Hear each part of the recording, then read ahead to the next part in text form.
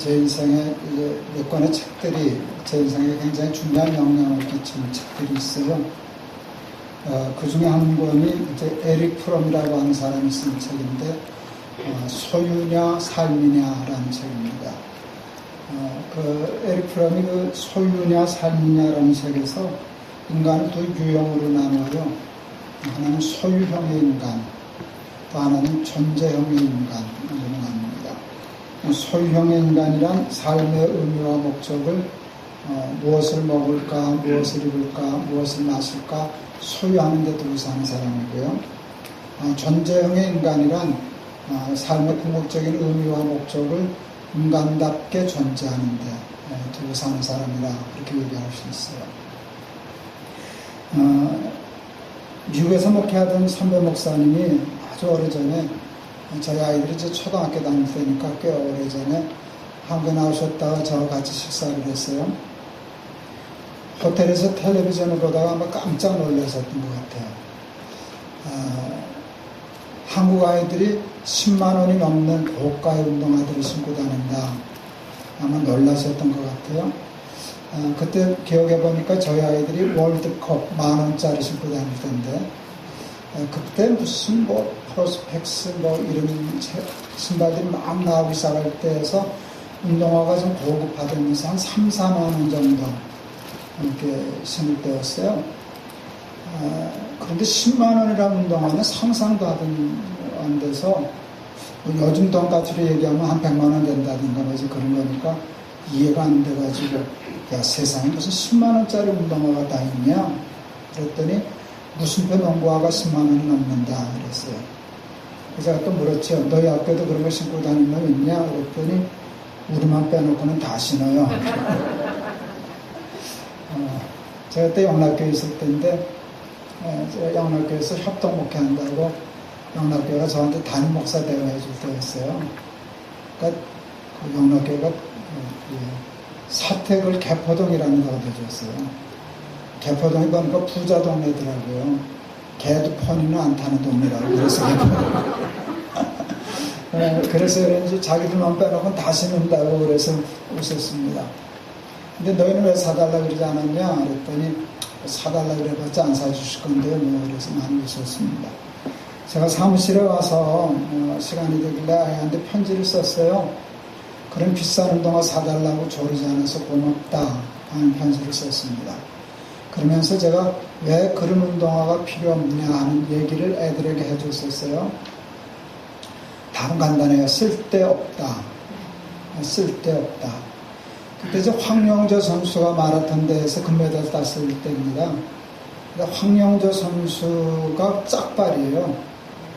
그래서 보통 운동화를 신으면 발이 잘 안 맞는, 코롱 소속이었는데 그 당시에 황영조 선수 마라톤화를 위해서 1억을 투자했어요. 그러니까 1억짜리 운동화가 나온 거예요. 황영조 선수 박물관이 있더라고요. 그 운동화가 전시됐다고 그러더라고요. 그런데 제가 얘기했어요. 황영조 선수가 1억짜리 운동화를 신는 건 괜찮다. 왜? 쓸데있다. 세계적인 선수여서 발에 맞는 것 때문에 은메달 땄걸 금메달을 땄다면 그 가치가 1억에 비할 게 아니니까, 그렇다면 1억이라도 신지, 필요하다면 1억짜리 신발 신어도 돼. 무조건 1억짜리는 안 돼. 이거는 편견이야. 그런데 너희들이 10만 원짜리 운동화를 신는 까닭이 뭐냐? 기록을 단축하기 위함이냐? 국위를 선영하기 위함이냐? 너 자랑하고 뽐내려고 그러는 거 아니냐? 이게 10만 원짜리 운동화야. 난 이런 운동화 신고 다니는 사람이야. 그 뽐내려고 그러는 건데 그건 부끄러운 일이란다. 사람이 오직 변변치 않으면 자기를 자랑 못하고 신발을 자랑하겠냐. 내가 10만 원짜리가 안 되니까 10만 원짜리 신발이 자랑스러운 게 아니냐. 예를 들어 내가 100만 원이라면 신발 자랑할 게 어딨냐. 나 자랑하기 바쁜데. 그러면서 제가 썼어요. 너희들은 평생 신발 자랑하며 사는 사람이 되지 말고 너희의 사람 됨을 자랑하며 사는 사람이 되어라. 5학년, 3학년, 1학년. 맑게 알아들었을까요? 알아듣습니다. 알아들었어요. 그래서 아이들에게 굉장히 중요한 삶의 교훈이 되었을 거다라고 생각하는데, 그때 제가 아이들에게 썼던 편지가 에릭 프롬의 소유냐 삶이냐 그 책 한 권의 내용이 다 들어가 있는 겁니다. 그런데 애들만 신발 자랑하면서 사는 게 아니에요. 평생 사람들은 다 신발 자랑하면서 삽니다. 우리 목사도 신발 자랑하면서 삽니다. 내 교회 몇 명이냐? 밤낮 숫자 가지고 그러잖아요. 밤낮 숫자 가지고 그러잖아요. 큰 교회면은 쓱대고 교회 자랑은 운매 기주고 그러지 않습니까? 제가 영락교회 부목사 82년대 영락교회 부목사를 갔는데, 영락교회가 저한테는 굉장히 기회였어요. 인간적으로. 영락교회 부목사들은 성경 공부만 하나씩 해야 해요. 그러니까 부목사 수대로 성경 공부만 있어요. 그러면 열심히 있는 교인들은 공부하고 예배를 드리든가 예배 드리고 와서 공부하고 가든가. 그런데 제가 제일 막내로 가니까 제일 작은 반을 줬어요. 중년 3부라는 반을 줬는데, 그래서 방도 작아요. 소년부 교사실인데 한 30명도 못 앉을 자리에 계세요. 교인들 한 10명 와에 앉아있고. 근데 저는 이제 하나님이 조금 가르치는 인사는 주신 것 같아요. 가르치다 보니까 점점 늘어났어요. 교실을 바꾸다가 제일 큰 방을 바꿨는데도 그 자리가 미어 터졌어요. 지금 자랑하고 있는 중에. 그래서 어느 날 그 창문, 복도에 창문을 뜯었어요. 그러니까 교인들이 큰 방인데도 여기 앞에까지 따닥따닥 붙어 앉아 있다가 복도에까지 이제 듣기 시작해서 그게 소문이 났어요. 김동호 목사 성경 공부반 창문 뜯었대. 그 소문 나니까 저를 담임 목사로 잡아가더라고요. 그래서 34살에 담임 목사가 된 거예요. 저 승동교회라고 하는 교회를 갔는데 갔더니 첫 출석이 154명이었어요. 작은 교회 아닌데 그때 제가 기고만장할 때 아니에요. 창문 뜯었으니까. 그러니까 154명을 내가 한 게 아니라 이제 큰 교회 생각하고 가는데 선배들이 자꾸 말리는 거예요. 야, 거기 왜 가냐? 너는 조금 나이 들면 40만 넘으면 너 대형교회 큰 교회에서도 오라 그럴 거야. 왕락에서 이렇게 잘 나가는데 왜 그 150명 있는 조그만 교회를 간다고 그러냐? 그럴 때요, 제가 깜짝 놀랐어요. 내 속으로, 겉으로는 말 그렇게 못하죠. 내가 속으로 이러고 있더라고요. 내가 너냐?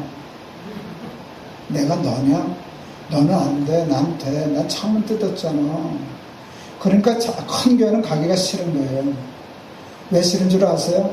큰 교회 가봤자 내 밑이 없잖아요. 야, 큰 교회 가서 누가 못하냐? 근데 작은 교회를 가서 큰 교회를 해요. 저 김목사 괜찮은데, 이게 제 의식 속에 있었던 게 아니라 제 무의식 속에 있었던 거예요. 근데 그래서 하여간 갔어요. 84년 6월 달에, 6월 첫 주일날 부임했는데 154명 왔어요. 제가 가자마자 벌인 운동이 뭔지 아세요? 교인 배가 운동이었어요. 12월 말까지 교인 300명. 교인들 출석 배가 한다. 저는 밀어붙이는 거 잘하거든요. 선동하고 밀어붙이는 거 잘해요. 교인들도 신났어요. 젊은 목사 와서 교회 복음시키겠다고 쌩 난리를 치고 새벽부터 밤새까지 난리를 치니까 장로님들도 좋아하고 교인들도 신이 났어요. 하나님만 내버려 두셨으면 300명 되는 거 별로 어렵지 않았어요. 그래서 말이 이상하죠? 근데 하나님이 안 내버려 두셨어요. 제가 한참 열심히 하는데 하나님이 새벽 기도 했던데 왜 300명이냐? 저한테 뜬금없이 물으셨어요. 왜 300명이냐? 근데 이게 좀 언짢으셔서 하는 거여서 당황했어요. 하나님 칭찬하셔야 되는 거 아닌가? 응원하고 박수 쳐주셔야 되는 게 아닌가? 젊은 목사 와서 교회 봉시겠다고 생난리를 치는데, 야, 너 잘한다. 내가 도와줄게. 힘써봐라. 이게 맞는데 하나님이 삐딱하신 거예요. 왜 300명이냐? 왜 300명이냐? 당황했어요. 근데 나중에 알았어요. 내가 언제 너보러 교회 부흥시키라고 그랬냐? 내가 154명 교인을 너한테 맡겼지 교인들 크라고 그랬냐? 그거 깨달아. 하나님이 나보러 배가 운동하라고 그러신 적이 없어. 나 혼자 들고 뜬 거지. 지금 무슨 얘기 하는지 아시죠? 하나님은 당신은 나한테 교회 부흥시키라고 한 적이 없으시다는 거예요. 내가 너한테 교인을 맡겼지 교회를 맡겼냐? 왜 목사들은 교인은 내팽개치고 교회만 생각하냐? 그러면서 그때 제가 생각했어요. 아, 내가 교회가 부흥하면 목사가 자랑이 되잖아. 난 큰 교회 목사다. 그것을 위해서 교인들까지 다 써먹는구나. 그런 마음을 하나님이 주셔서 하나님 못마땅해 하시더라고요. 그래서 그날 회개했어요. 하나님 앞에 약속했어요. 평생 내가 교인들 숫자 가지고 안 하겠습니다. 154명. 그때 저는 교만했기 때문에 154명을 교회라고 생각 안 했어요. 내가 150명 목회하려고 온 사람이 아니니까. 근데 평생 내가 150명 교인들 섬기다 죽어도 그만입니다. 우리 교인들 잘 섬기겠습니다. 그때 바른 마음을 먹었어요. 근데 그때 하나님이 엄청난 상을 저한테 주셨어요. 제가 무슨 상을 받았게요? 내가 깨닫고 포기하면 300명 되게 해주실 줄 알았어요. 근데 안 되게 하시더라고요. 그때 제 기세로는요, 300명 안 되는 게 조금 어려운 때였어요. 300명 되는 게 쉽지 안 되는 게 쉽지 않은 때였거든요. 굉장히 건방진 얘기하죠. 그런데 안 되더라고요. 근데 제가 정말 교회 숫자 생각 안 하고 교인들에게 집중했어요. 제가 너무 어린 나이에 담임 목사를 가니까 재직회 때 좋은 걸 반대한 집사님들도 있었을 거 아니에요. 너무 어립니다. 너무 빠르지 않습니까? 근데 무시되고 내가 오니까 나한테 좀 반감을 가진 집사님들이 있었어요. 재직회를 하는데 어느 집사님 삐딱한 거예요. 앉은 자세부터 못마땅해가지고. 그래서 뭐 툭툭 이상한 말하고 이제 그만합시다 이러고 당황스러웠어요. 제가 그때 속으로 저 집사가 내 천적이구나. 여러분, 목회자에게는 어느 교회 가든지 천적이 하나씩은 꼭 있어요. 제 경험에 의하면 도망가봤자 소용없더라고 떠 있으니까. 이제 그날 생각해, 저분은 내 천적이다. 그런가 보다 했어요. 1년 제가 잊어버리고 이제 나름대로 목회 열심히 했는데, 그러니까 85년 6월달이죠. 1년쯤 지났을 때 6월 6일날 현충일, 그때는 그게 국경일이어서 공휴일이었어요. 원주 쪽이네요. 원주 쪽에 우리가 개척 지원하는 교회가 있어서 남성교가 지원하는 게 신방한다고 남성교인들하고 오게 오는데, 이제 차 타고 오다가 그 문막 휴게소가 이렇게 쉬었어요. 그때 그 집사님, 천적 집사님도 거기 있었어요. 이 양반이 커피를 뽑아가지고 오더라고요. 나한테 커피를 주면서 기가 막힌 얘기를 했어요. 목사님, 나는 예수를 믿어도 사람은 안 변한다고 생각했습니다. 근데 제가 틀렸습니다. 사람이 변합니다. 목사님, 아무개 집사도 변했고요, 아무개 원사도 변했고요. 한참 웃더니 마지막 말이 뭔지 아세요? 중요한 건 목사님, 제가 변했습니다. 그러고 보니까 그 집사님이 변했던 걸 내가 몰랐어요. 천적질을 안 하고 있다는 걸 몰랐어. 하루 편해가지고. 제가 변했습니다. 저는 목사만 주의 종이라는 생각이 없는 사람이에요. 모든 직업이 다 성직이지 주의 종이지. 신문기자 열심히 하는 거 신문기자 하셨는데, 신문기자 열심히 해도 하나님의 일인데, 어쨌든 그분이 그 좋은 직장 관두고 목사 됐잖아요. 그건 저는 하나님 저한테 주신 상이라고 생각해요. 목회하면서 제 목회 때문에 사람이 변한다면은 그게 성공이잖아요. 근데 우리는 사람을 변화시키려고 하지 않고 교회 덩치를 키우려고만 자꾸 생각하기 때문에 이게 썩는 거란 말이에요. 그렇게 해서 키워놓으면은 하나님이 영광 받으시는 게 아니라 목사 내가 영광을 받게 돼. 그것 때문에 되는 건데, 그렇게 되면 그건 실패거든요. 그게 전형적인 소유형의 인간이 가지고 있는 사고방식이에요. 근데 그걸 목회자인 우리들에게도 있는 것인데, 사람의 생명이 소유의 넉넉함에 있는 것이 아닙니다 하시는데요. 여러분, 이 말을 우리 목회 말로 바꾸면요, 목회의 성공이 교인의 숫자에 달려있는 게 아닙니다 하는 것과도 같을 수 있어요. 사고방식이 소유형이냐 존재형이냐라고 하는 건 매우 중요해요. 여러분, 돈 좋으세요? 싫으세요? 정직하게 대답해요. 돈 좋아요? 싫어요? 저는 목사인데, 다 목사네. 저는 돈 좋아할까요? 싫어할까요? 돈이 좋지 왜 싫겠어요? 돈이 좋지. 그런데요, 여러분, 그렇게 좋은 돈이 뜻밖의 우리를 잘 살게 못한다는 사실을 아세요? 우리 큰아들이 초등학교 1학년 때 친구 집을 다녀오더니 호들갑을 떨었어요. 아빠, 우리 친구 집 갔다 왔는데 되게 잘 살아요. 대자에다 힘을 많이 줬어요. 왜 그러냐 그랬더니 자가용이 2대야. 그땐 자가용이 있으면 부자였거든요. 근데 그 2대씩이나 있는 걸 처음 봤거든. 자가용이 2대야. 집에 풀장 있어. 텔레비전 카메라로 도둑 경비해. 지금 보면 별것도 아닌데 그걸 그때 처음 봤으니까 되게 잘 살아요. 그랬어요. 그때 내가 우리 아이가 매우 중요한 말을 잘못 쓰고 있다는 걸 알았어요. 되게 부자예요 라고 얘기했어야 되는데 우리 아들은 그것은 되게 잘 살아요 라고 얘기했어요. 돈이 좋지만 뜻밖의 돈이 우리를 부자는 되게 해도 잘 살게는 못해요. 왜 그렇게 좋은 돈이 우리를 잘 살게 못하나, 행복하게 못하나, 그 이유를 알게 됐어요. 복음 때문이에요. 복음 중에 복음은 하나님이 저와 여러분을 사랑하신다는 거예요. 여러분, 사랑은 사랑받는 대상을 존귀하게 하는 힘이 있어요. 2005년 제가 독일에 집회가 있었어요. 1월 달에 인천공항에 나갔는데 그때 우리 통역장교하던 계룡대에서 통역장교하던 우리 큰아들이 전화를 했어요. 뜬금없이 아버지 축하드립니다. 뭐 좋은 일 있니? 그랬더니 올해 할아버지가 되시겠습니다. 제가 무녀동네 외아들로 커서요. 개고양이도 어쩔 줄 모르고 좋아하는데 손주가 생긴다니까 정신이 하나도 없더라고요. 진짜 공중부양이 되더라고요. 몸에 땅에 안 붙은 것 같아요. 집회를 다녀왔어요. 그랬더니 우리 아들 며느리가 그 산부인과 가서 초음파 사진 찍은 거를 들고 왔어요. 뭐 우리 며느리 뱃속에 벌거지처럼 꼬부라진 거 요만한 거 하나 있더라고요. 그게 2.8cm였어요. 신기하고 그러다가 제가 우리 교회 홈페이지에다 글을 썼어요. 우주보다 더 크고 귀한 2.8cm. 맞죠? 2.8cm가 사랑하는 내 생명이기 때문에 우주보다 더 크죠.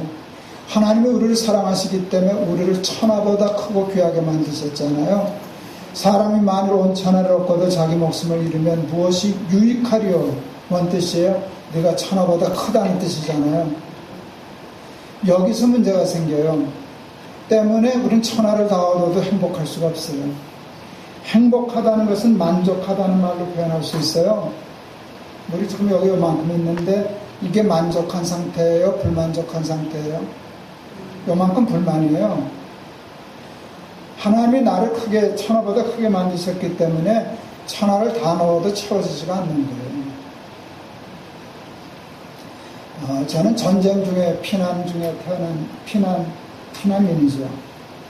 우리나라가 세계에서 가장 가난할 때 태어난 사람이잖아요. 뭐 중고등학교 청년 될 때까지 우리나라가 굉장히 가난했죠. 초등학교 다닐 때 한 반에 한 100명씩 되고 뭐 이럴 때인데 어떤 환경에서 학교 다니나를 알아야 해서 생활환경조사서라는 게 있었죠. 거기 뭐 물어봤는지 기억나세요, 여러분? 라디오 있냐, 선풍기 있냐, 텔레비전 있냐, 뭐 피아노 있냐, 이런 거 있어요. 전화 있냐, 뭐 있으면 부자였어요? 아무나 있으면 부자였어요. 여러분, 그때는 선풍기 하나 있으면 부자였잖아요. 선풍기를 넣을 여유들이 없었잖아요. 텔레비전은 동네에 안 돼 있는 거고, 냉장고, 여러분, 냉장에서 얼음 걸어 먹는다.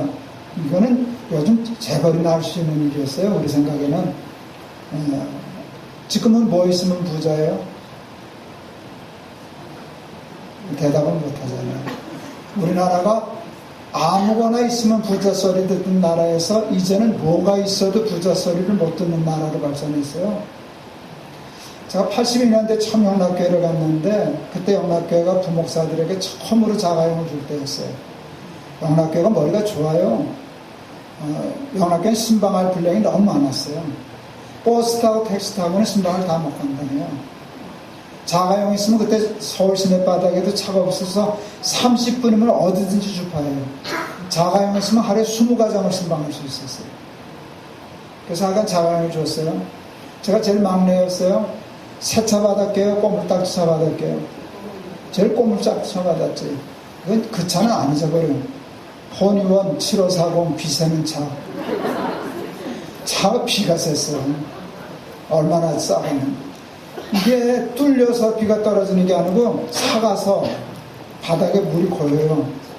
그럼 신방하던 권사님, 그날은 이제 비 오는 날이면 바가지를 하나 놔요. 그럼 차문 이렇게 눌러서 내릴 때가 아니잖아. 이렇게 돌려서 내려가지고.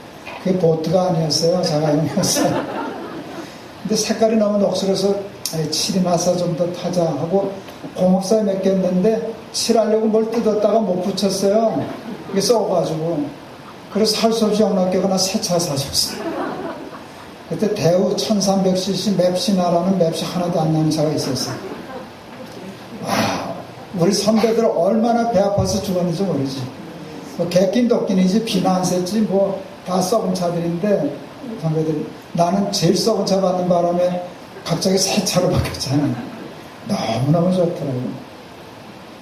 저는 차 많이 바꿨어요. 처음부터 좋은 차 타고. 저 지금 좋은 차 타요. 우리 마나님이 은퇴할 때 선물을 사줬어요. K9. 괜찮지. 지금은 만족하겠죠? 또 그저 그런 거예요. 타보면 몇 달 좋아요. 몇 달 좋아요. 또 뭐 더 좋은 차는 없나? 어느 순간에 제가 그랬어요. 난 차는 차다. 차는 차다. 이제 그거 가지고 세상 말로 가오 잡고 폼 잡는 건 애들 신발 자랑하는 거는 뭐가 다르냐. 그래서 그냥 안전하고 사고 안 나고 요즘은 조그만 차가 제일 좋더라고요. 우리 그래도 둘째 아들 놈이 엄마 타라고 조그만 차 사줬어요. 정말 조그만 차. 이 차 기름 안 먹어서 얼마나 좋은지. 내 차는 기름 많이 먹어서 잘 안 타요. 저는 조그만 차 타고 다니죠. 근데 내가 지금 조그만 차 타고 다닌다고 가워 죽을 나이는 아니죠. 내가 여기에 차 있는데 그래서 그건 아무 상관없는데 여러분 정말 잘 사는 것은 소유 가치에 있는 것이 아니라 존재 가치에 있는 것이에요. 그러니까 있다고 자랑하는 것도 웃긴 거고요. 못나서 그러는 거고요. 없다고 기죽어서 열등의식에 사로잡혀 사는 것도 못나서 그런 거고요. 사람마다 생각이 다르니까 뭐 어느 꼭 옳다 그럴 수는 없는데 저는 이제 은퇴 준비하면서 원로 목사는 하지 말자 이 생각을 했었어요. 전 좀 큰 게 있었으니까 제가 노후 준비를 할 수 있는 여유가 있었잖아요. 저는 그러니까 교회에서 이렇게 오고 그러는데 잘 준비해서 원로는 하지 말자 해서 저는 원로는 안 했어요. 은퇴하기 전에 아내한테 이제 난 원로 없었으니까 교회에서 월급 안 주는데 당신 한 달에 얼마면 살 수 있겠어? 그랬더니 아무렇지도 않게 150만 원이면 살지. 그래요. 여러분 150만 원이면 살 수 있죠? 아니에요? 살 수 있죠. 150만 원은 작은 돈도 아니잖아요. 아내가 150만 원이면 살지 그러는데 우리 아내가 충분히 살지 그랬거든요. 근데 저도 150만 원이면 살 수 있어요. 그러니까 이제 정리를 해야죠. 아파트 평수가 넓으니까 빨리 줄여야 되고 자가용 없애야 되고 이렇게 맞추면 이제 거기 맞춰서 살 수 있잖아요. 제가 가난한 시대를 걸었기 때문에 가난이 좋지는 않지만 단련이 돼 있잖아요. 사는 방법도 알고 그래서 살면 살지 이제 그렇게 생각했어요. 근데 저희는 이제 연금을 들어서 우리 통합층은 그래도 연금이 아직까지 굉장히 좋잖아요. 그래서 연금 받고 하니까 근데 연금만 해도 150만 원 펑 넘는데 괜찮아요. 지금 연금 받아서 잘 살아요. 저는 연금이 2개예요. 영락에 가면서부터 세금을 냈더니 국민연금이 자동으로 들어있어서 국민연금 총회연금 부자지 뭐 지금 아주 부자지. 그런데 연금이라는 것은 위험하잖아요. 특히 이제 국가연금도 아니고 총회연금은 자빠질 수도 있잖아요. 사실 안 그래야 되지만 예상을 하는 게 만일 연금이 엎어졌다. 연금이 잘못돼가지고 안 들어온다. 여러분 그렇게 하면 150만 원 버는 거 쉽죠? 150만 원 버는 거 쉬워요? 어려워요? 이 나이에 어려운 정도가 아니죠. 어디 가서 내가 150만 원 벌겠어요? 누가 나한테 150만 원을 줘요? 그래서 그 연금 깨지면 150만 원을 어디서 충당을 하지? 괜히 이제 했어요. 어느 날 텔레비전을 보니까 노인 택배 사업이 있더라고요. 노인들 전철 돈 안 내잖아요. 그거 이용해가지고 택배 사업을 해. 무거운 거 말고 서류 배달하는 거, 꽃 배달하는 거를 하는데 그 사업 아이템이 괜찮더라고요. 많은 노인들이 그걸 하더라고요. 어떤 분은 부잣집, 그 아들이 부자인데 하더라고. 며느리가 와가지고 우리 아버지 저 일 좀 시키지 말라고. 근데 우리 아버지가 저 고집이 세가지고 자기가 저거 한다고 그러니 몰래 와가지고 아버지 하루에 일 하나만 드리라고. 그런 게 다 나오더라고요. 그러니까 그 영감이 굉장히 정신이 건강한 거죠. 아들 부자인데도 자기가 택배에서 저거 하겠다고 건강한 거잖아요. 제가 이렇게 보다가 굉장히 궁금했어요. 도대체 저 영감들 한 달에 얼마나 버나 평균 나오더라고. 평균 80만 원을 벌더라고요. 택배에서. 너희들 80만 원 괜찮잖아요. 내가 무릎을 탁 쳤어요. 됐다. 우리 마누라하고 둘이 뜨면 160만 원이다. 여러분 솔직히 이게 배부르니까 그런 장난 같은 생각을 하죠. 제가 택배할 확률은 10,000분의 1도 안 돼요. 솔직히. 아마 연금이 깨진다고 내가 택배를 하러 가겠어요. 우리 아들이 셋이나 되는데. 그렇지만 나는 연금 깨지면 아들한테 손 안 벌리고 택배하러 갈 거예요. 또 택배하러 갈 때 내가 생각했어요. 모자 콱 눌러 쓰고 마스크 쓰면 못 알아보겠지. 난 그렇게 안 할 거예요. 모자 벗고 일부러 마스크 벗고. 김 목사님 아니세요? 예, 저 김 목사입니다. 목사님 택배를 해서 연금이 깨져가지고. 이게 제가 그리는 만화예요, 만화. 근데 저는 그게 재밌어요, 만화라도. 근데 그게 어디서 오는 줄 아세요? 여기가 차 있기 때문에. 앞 시간에 얘기한 하나님의 은혜, 말씀으로 채워 있으면요, 가난한 것보다 부한 게 좋지.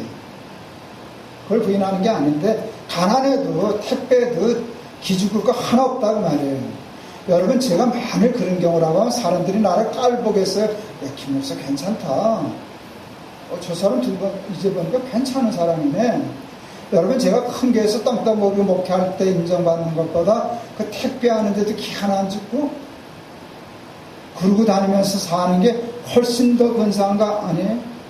그렇게 되면 소유가치는 깨졌어도 존재가치가 더 올라가는 거 아니에요?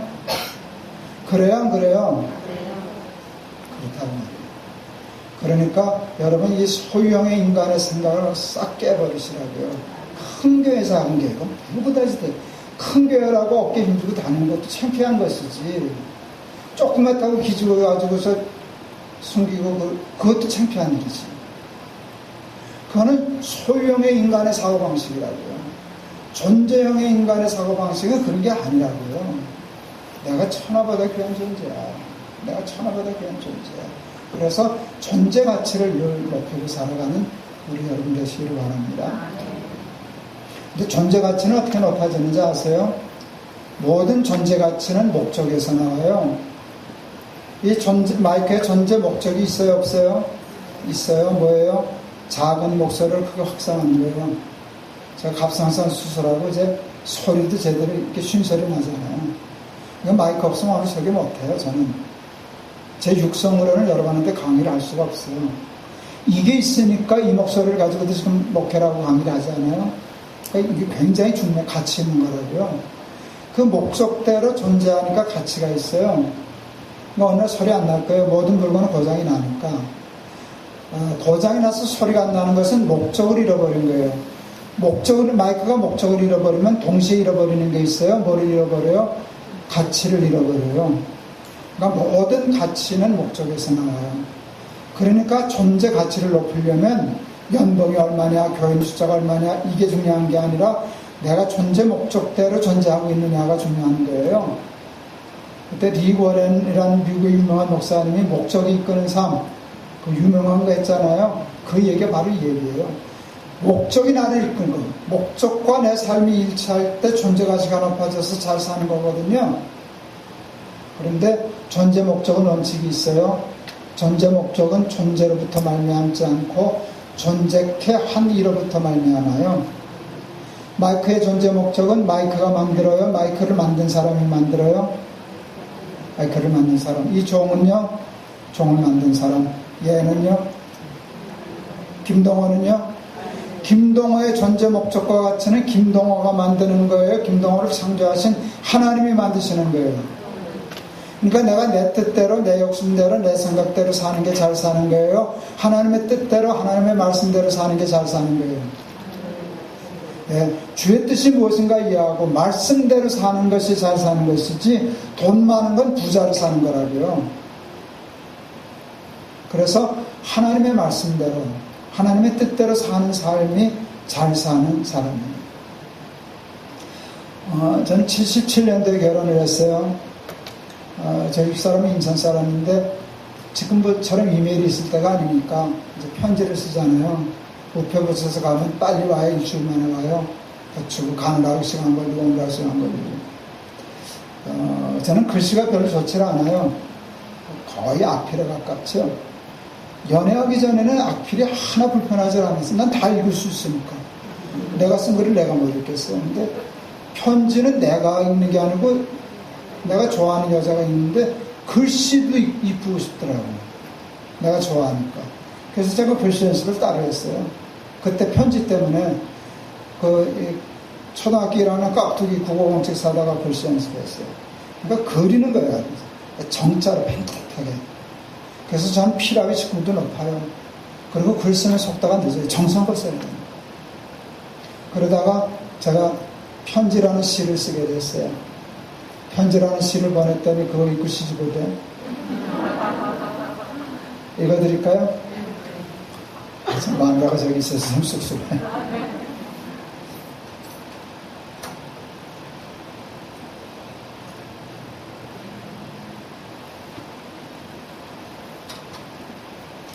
깨끗이 손을 씻고 자리에 앉아 한자 한자 정성껏 편지를 쓴다.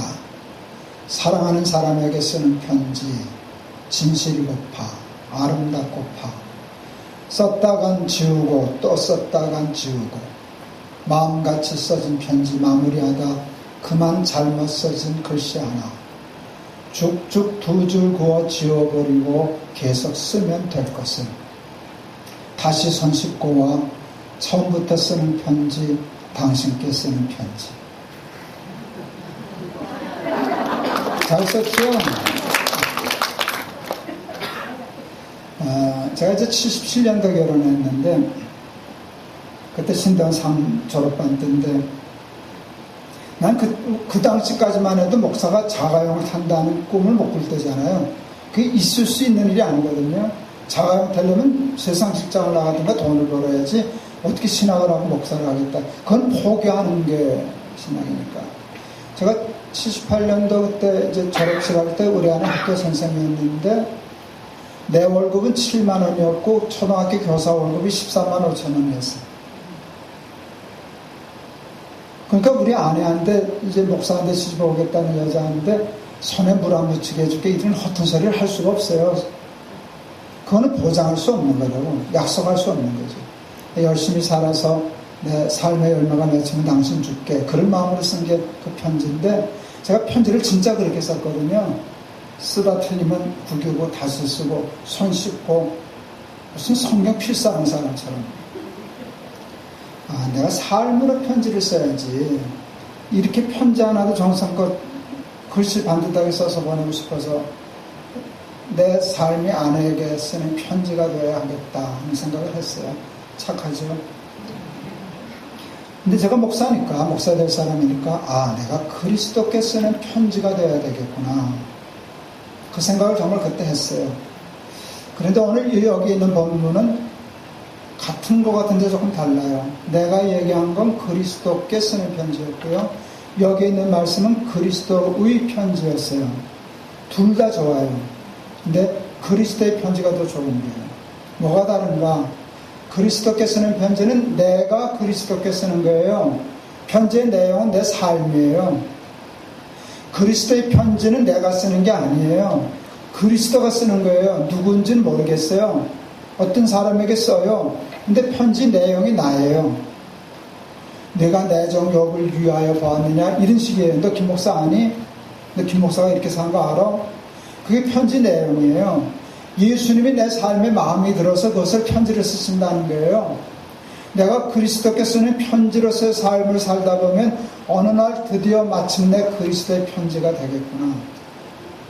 여러분, 그게 잘 사는 거잖아요. 근데 우리는 돈 많은 걸 잘 사는 거라고 그러잖아요. 우리는 큰 교회를 하는 걸 성공이라고 그러잖아요. 세상적으로 환경이 바뀐 것을 행복한 거라고 생각하잖아요. 근데 거기에 행복이 없어요. 하나님이 우리를 크게 만들어서 그거 다 얻어도 행복하지 않다고요.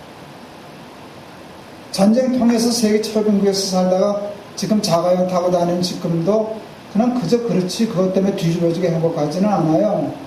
그러나 주의 뜻이 무엇인가를 이해하고 말씀대로 하나님의 목적대로 살면 작든지 크든지 높든지 낮든지 그게 잘 사는 것이고요.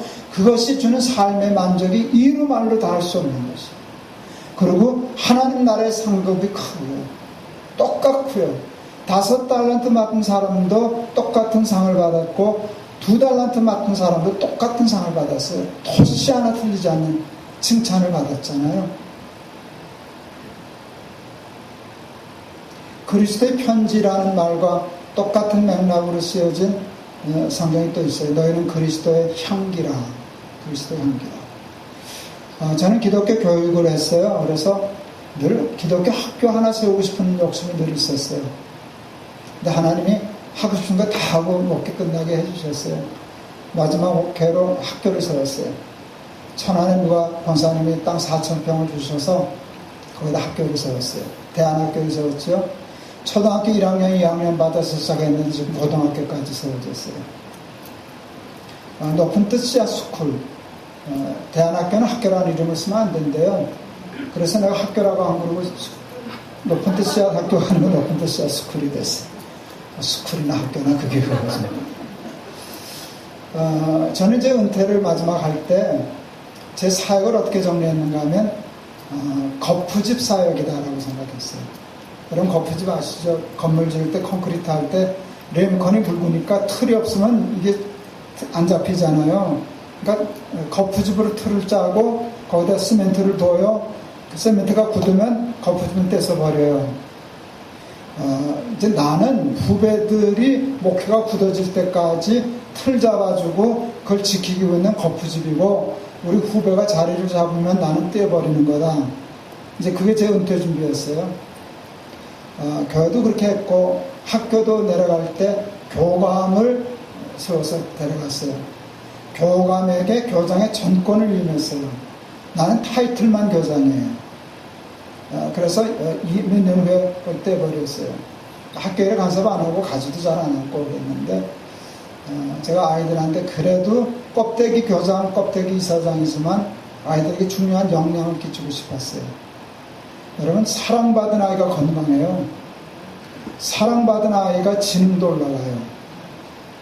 그래서 제가 한 일은 뭔가 하면 개학 첫날부터 입구에 서가지고 오는 아이들 안아주기 시작한 거예요. 처음에 안아주니까 이제 튀는 거예요. 이 할아버지 왜 이러냐고 도망가고 삐져나가고 그러더니 갈 때마다 안아주니까 이렇게 안기는 기분이 괜찮거든요. 제가 장난으로 안는 게 아니고 건성으로 안는 게 아니고 진짜 뭐 이뻐 죽어가면서 안는 거니까 그 애들이 알자 모르겠어요. 개도 아는데. 그러니까 와서 애들이 안기기 시작했어요. 이제 나만 보면 달려들기 시작했어요. 학교 스쿨버스 들어오다가 내가 서 있는 거 보면 버스가 들썩들썩 그 안에서 뛰는 바람에 할아버지 왔다고 좋아가지고. 저는 은퇴할 때 교회 제자리 하나도 남기질 않았어요. 은퇴는 교회에다 자리 남기는 게 아니다. 그래서 재단도 크고 뭐 다 컸지만 우선 뭘로 안 했으니까 사무실 다 정리하고 은퇴하는 한가도 가지도 않고 학교도 다 선뗐어요. 가지도 않을 생각이고. 근데 애들한테 이제 은퇴를 앞두고 할아버지 잊지 말아라 하는 뜻으로 제가 여기다 향수를 뿌리고 다니기 시작했어요. 향수가 향이 기억이 오래 가거든요. 제가 향수 뿌리고 다니는 사람이 아닌데 어떤 향수가 좋을까 해서 향수 또 골라가지고 아르마니 향수를 택해가지고 여기다 꼭 뿌리고 다녔어요. 왜 여기다 뿌렸게요? 애 안으면 코 박히는 자리라 꽉 안아줬어요. 몇 년 전에 제 페이스북에 우리 아이 엄마 학부형이 글을 썼어요. 목사님 성공하셨어요. 엘리베이터를 탔는데 아들하고 아들아이가 엄마 할아버지 냄새 난다. 누가 아르마니 향수를 쓴 사람이 탔다가 내린 거예요. 그 냄새를 맡는 순간 아는 나를 기억했어요. 아, 할아버지 보고 싶다. 그 얘기를 써가지고 내가 천안 갔다 왔잖아요. 애들. 너희는 그리스도의 향기라 하는 말이 너희는 그리스도의 편지라라고 하는 말과 같은 거예요. 저는 사실은 목사 될 생각보다 음악할 생각이 더 많았어요. 제가 초등학교 때 이래봬도 KBS 누가 자라나가서 1등 했었잖아요. 어렸을 때 저를 아는 사람은 제가 다 노래하는 성악가 될 줄 알았지 목사 될 줄 몰랐어요. 근데 하나님께서 제 성대를 건드리셔서 음악을 못하게 됐어요. 굉장히 많이 힘들었는데 그래서 소리에 굉장히 민감해요. 이젠 조금 나이도 드니까 좀 너그러워져서 그렇지 저는 집회 가면 제일 신경 많이 쓰는 게 마이크가 마음에 안 들어가지고 굉장히 힘들어요. 제가 마이크 까타를 되게 부리거든요. 동안계 건축할 때 예배당은 컸지만 제 신념은 건축비를 많이 쓰면 안 된다는 게 제 철학이었어요. 돈이 많이 들어가면 건물이 호화스러워지고 호화스러워지면 가난한 사람 불편하다. 그래서 정말 그 건축비로 지어서 할 정도까지 낮춰서 지었어요. 그랬는데 그 돈은 그렇게 썼냐 하는 게 두 가지 있어요. 음향하고 설계비는 설계는 최고로 많이 주는 데 갖다 주고 했어요. 그래야 뒤탈이 없다. 그 다음에 제가 많이 쓴 게 음향이에요. 여러분 상처받으실 수 있는데 97년도에 예배당 건축하면서 제가 음향에만 10억을 넘게 썼어요. 또 지금은 또 아무것도 안 해요. 근데 그때는 그렇게 쓴 교회가 없었어요. 교회가 음향에 10억을 쓴다. 말도 안 되지. 근데 그러니까 사람을 뭐라 그래요? 야, 명필이 붓 가리냐? 그래요. 그래서 내가 그러지. 명필은 붓 가려. 너 그거 모르냐? 명필은 붓 가려요. 그 붓에 따라 다르거든요. 그런데 여러분 소리가 설교만 잘하면 되죠. 소리가 아니면 달라요. 그 소리가 편하게 전달되면은요. 제가 여기에 신경을 안 쓰기 때문에 전하는 데만 신경을 쓰게 돼요. 여기 조금이라도 삐끗 신경이 가면 이때부터 이게 어긋나기 시작해요. 굉장히 예민한 작업이에요. 여러분이 조금만 이렇게 눈빛이 달라져도 설교하는 사람 힘들거든요. 근데 여러분이 지금 저한테 집중하고 있거든요. 그리고 지금 고개 끄덕거리고 계시거든요. 이런 것들이 상승시켜요. 그래서 어느 교회 가면 내가 10개를 준비했는데 20개를 설교하는 데가 있고요. 어느 교회는 5개도 못하고 바람벽에다 얘기하는 것 같은 데가 있는 거거든요. 그러니까 설교는 그렇게 민감한 작업이에요. 근데 저처럼 소리에 예민한 사람은 소리가 거슬리면 그게 못마땅해가지고 거기 신경 내고 짜증 부리다가 설교를 놓친다. 그 다음에 저에겐 청년들이 많았어요. 찬양이 중요하잖아요, 청년들한테. 근데 찬양에서는 중요한 게 사운드거든요. 드럼 소리가 참 중요한데 난 드럼 소리가 일로 들리는 소리가 아니라 일로 들리는 소리여야 해요. 이 설명이 됐는지 모르겠어요. 근데 일로 들리는 소리는 얼마면 돼요? 일로 들리는 소리가 돈이 많이 들어가요. 그러니까 10억이 들었지. 하여간 음향을 이렇게 많이 썼어요. 높은 뜻 순위교회 할 때 우리 그 음향 해준 분이 교회 장로님이신데 그 10억을 원가 해주셨거든요. 우리 같은 노예라고. 그러니까 그 제대로 받아서 그거보다 훨씬 더 들었을 건데 우리 교회 그걸 해주고 나서부터 교회가 음향의 수준이 글로 올라가는 바람에 많이 파셨다고 목사님 때 나 더 많이 벌었다고 우리 숭의교회 할 때는 그거보다 더 좋은 시스템을 공짜로 주셨어요. 그래서 수주 맞았지. 이렇게 소리 그랬는데 예수님이 세례요한에 대해서 이렇게 얘기하시더라고요. 저는 광야에서 외치는 자의 소리다. 어떻게 소리라는 표현을 쓰셨을까? 근데 나는 설명 없이 와닿았어요. 내가 소리에 민감합니다. 예수님은 말씀이고 우리는 소리예요. 우리가 말씀이 아니에요. 목사가 말씀이 아니에요. 목사는 하나님의 말씀을 전달하는 스피커예요. 스피커잖아요. 스피커예요. 근데 예수님이 이 스피커에 마음에 안 드는 거예요. 왜 이렇게 찢어진 소리가 나냐? 왜 이렇게 웅웅거리냐? 왜 이렇게 답답하냐? 근데 예수님이 좋은 스피커를 찾으신 거예요. 세례요한. 너무 좋아가지고 전 광야에서 외치는 자의 소리다. 내 마음에 드는 소리다. 그 소리예요. 제가 평생 설교하고 산 목사인데 그게 얼마나 욕심이 나는지. 제가 그래서 세례요한이라는 제목으로 시를 또 하나 썼어요. 읽어드릴까요? 이건 조금 싱거워요. 괜찮아요? 세례요한, 그에게서는 소리가 났다. 끝. 내가 싱겁다 그랬잖아요. 제가 그 말을 쓰고 참 기뻤어요. 세례요한이라는 시 중에서 가장 좋은 말을 내가 뽑았어요. 그에게서는 소리가 났다. 근데 나는 한 줄로 시가 된다는 생각을 못했어요. 그러니까 뭘까 그 다음에 나와야 되는데, 여러분 좋은 글이 한 줄 나오면 그 다음에 쉽게 나오거든요. 설교도. 그걸 찾았기 때문에 시가 쉽게 끝날 줄 알았어요. 안 나오는 거예요. 그 이상의 말이 안 나와요. 몇 년을 애쓰다 한 줄을 겨우 붙였어요. 그에게서는 소리가 났다. 좋은 소리가 났다. 이게 글 못 쓰는 사람의 전형적인 패턴. 그 좋은 소리가 났다는 말은 사적이에요. 그건 붙이면 안 돼요. 그러면 그 원글을 해쳐요. 그건 빼버려야 그게 그 글은 죽여야 그 글이 산 거. 뭔 얘기인지 아시겠죠? 그래서 세례요한이라는 시는 그에게서는 소리가 났다. 그래서 끝이에요. 평생 설교하는 목사로서 살았어요. 과연 내 소리는 어떤 소리일까? 여기서 나는 이 소리를 얘기하시는 게 아니잖아요. 하나님이 원하시는 소리는 내 삶에서 나는, 존재에서 나는 소리지, 그게 모가지에서 나는 소리는 아닐 거랍니다.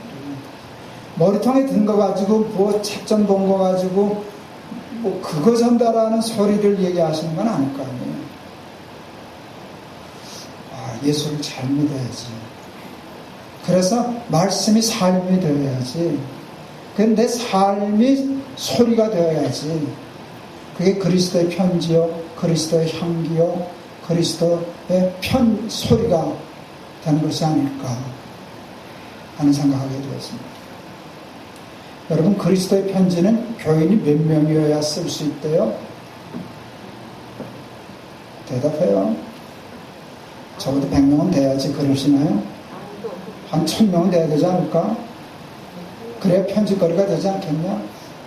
딴 건 몰라도 그리스도의 편지하고는 아무 상관없어요. 큰 교회면 안 돼요? 안 될 게 뭐가 있어요? 큰 교회 목사인데도 그리스도의 편지가 될 수 있죠. 부자인데 그리스도의 편지일 수 있죠.